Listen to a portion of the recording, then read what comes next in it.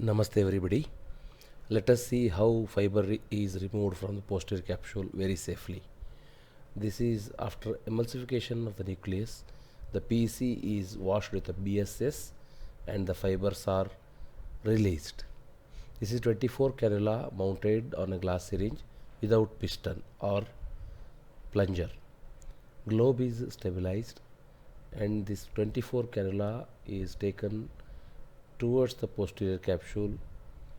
The raised edges of the free floating posterior capsular plaque or pearls gush into the cannula because of the high pressure in the anterior chamber.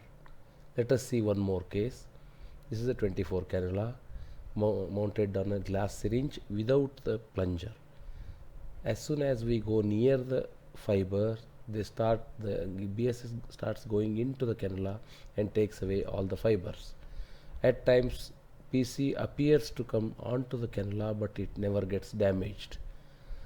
This is one more case where after complete removal of the nucleus, emulsification of the nucleus and removal of the epinucleus, the BSS is flushed tangentially onto the PC to release those fibers, loosen those fibers, and the 24 cannula on the glass syringe without piston is taken nearer to that raised edges of the posterior plaque.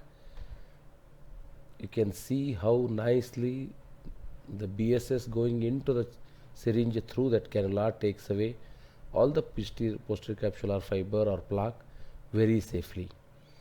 I feel this is very safe, at complete removal of the fibers from the posterior capsule is achieved using this technique.